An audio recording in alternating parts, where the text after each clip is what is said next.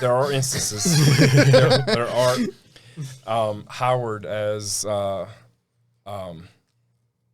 Machine. Yeah. Like no explanation. He got darker. He lost his box top. He switched from comic book version of War Machine to a different version with a better actor that has a sanity to him. Love Don Cheadle.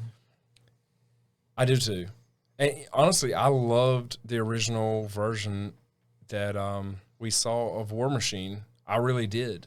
But Jon Favreau, who does no wrong here, he said it was too hard to work with. He was supposed to be in the movie a lot more than he was, and he cut him out. And he went to Kevin Feige, who wasn't even fully in charge at the beginning. He was kind of in charge. He was in charge like proxy in charge, but he wasn't the head guy. He was like executive producer or something, wasn't he? Right, right. He didn't have last say, but he was in charge. He had money in it or something, yeah. At that point, he was pretty, like, Jon he wasn't Favreau, where he is now, but... Jon Favreau went to him and said, I've got to cut him out of a lot, because a lot of this is shit. And the end product, I think, looks good. Like, who was the first Warhammer? Is that what you're talking about? War Machine. War Machine. Howard. Terrence Howard. Terrence Howard, yeah. Mm-hmm. The guy that says 1 times 1 is 2. What? Yeah, no, he recreated math.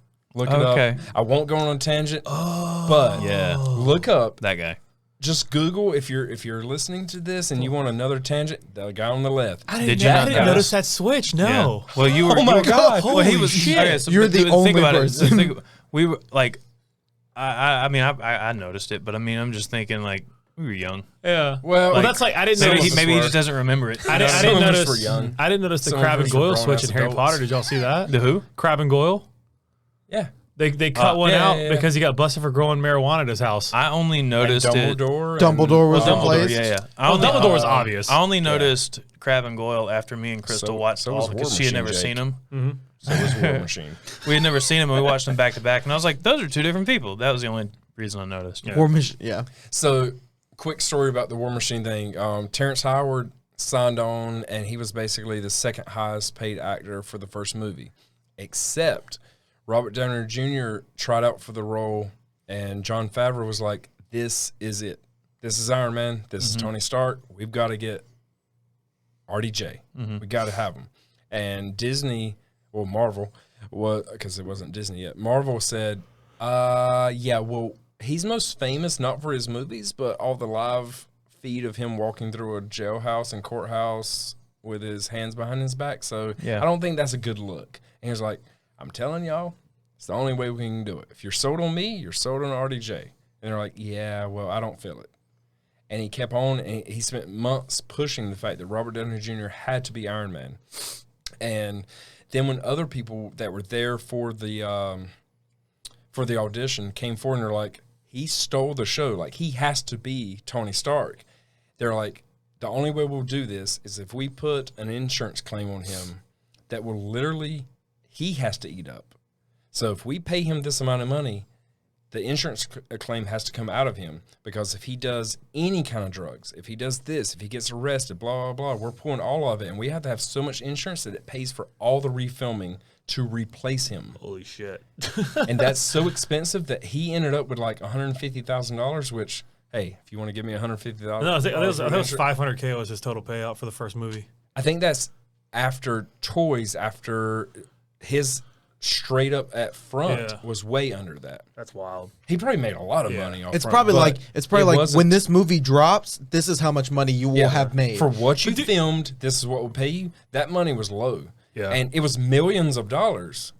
But I think he saw like $150,000. Yeah. And I would have expected he got more than $500K from it, but it wasn't from the direct contract, I don't think, because the insurance ate almost the majority of it. I could be wrong. I think it was bullshitting because you know how like you pay an actor like, okay, I'm going to pay Jake $1 million to be in this film, but Jake still gets royalties off the film every time. Do you, Jake? And Jake also, when I sell action figures of Jake and all of this other stuff, Jake gets money. So it's probably like, oh, he made $150,000.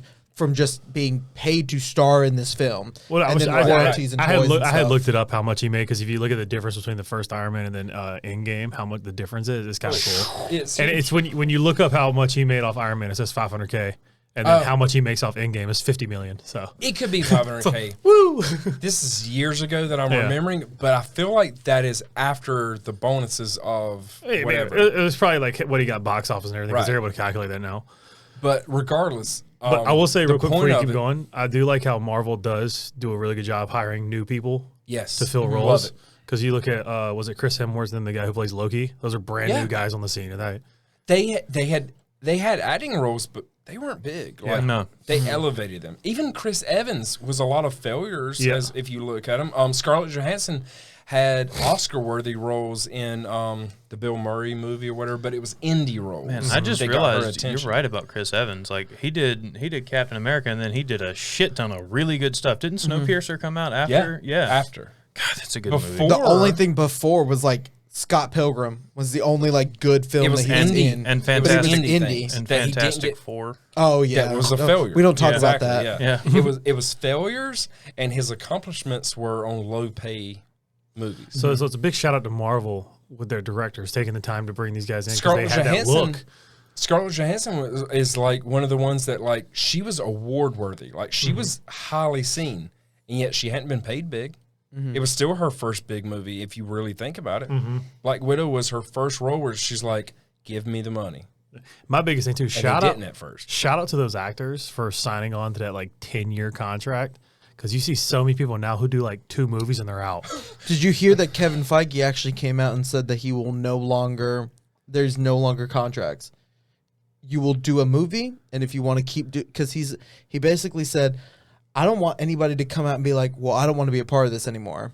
He's like, if you want to be a part of this movie and you want to be excited to do this movie, That's Natalie Portman. That's Idris Elba. He grabbed these established actors where he was I like, love Idris "Man, Elba, by the I do way. too. Oh, my God. I love Natalie Portman." Yeah. But they both complained for having to come back for roles because they were under contract when they had big paydays for Yeah. individual movies. And they were like, "Dude, we've made it big. We can't come in for a role that's 3 minutes long." Yeah. And Kevin Feige's like, "No, you You're under agreed to this. contract, Like, so." we're going to do big things for you 4 years from now. Like, we've already given you a big payday. This just isn't it, but you still have to do this. That's the contract." And so many people argued it. I feel like that's the reason he's like, "All right, from now on, if you don't want to be a part of it, don't be a part of it." Yeah. Which is But- cool, because I was going off like the Ben Affleck thing with Batman. I thought he was great. He did 2 movies. He's like, I'm out. Perfect. It's like, Best Bruce Wayne ever. yeah, it's like you did 2 movies. Like, what do you expect when you take on a role like that? You're only going to do a movie and you're leaving? I'm sorry. I'm like, I am hate that. excited I'm excited to see Robert Pattinson. I am too. Jesus Christ, I am. This is gonna go on for like another hour. but Just real getting quick. sidetracked. Yeah, real quick, because mine doesn't have much longer. Terrence Howard then came back for the second Iron Man and said, "Oh, I made more money than him the first movie, so however much of a raise you give him, I want the raise on top of that." And they're like, "Wait, you don't understand. You were the top paid one because insurance stole up his money. He was the top paid actor. It's just he lost it because of his drug use in the past, so it went to an insurance company. We're not paying you more for Iron Man 2 than Robert Downey Jr." He's like, "Oh, yes, you will." And Jon Favreau went to him and was like, "Real quick, I had to cut almost all of his scenes last time because they were horrible. What I included were good. We had some good scenes with him, but like 2/3 of his role, 2/3 of his scenes we had to cut. They were so bad because he wouldn't listen to me. I don't want him in the next movie. Can we replace him?" And Kevin Feige's like, so he wants to get paid more than Robert Downey Jr.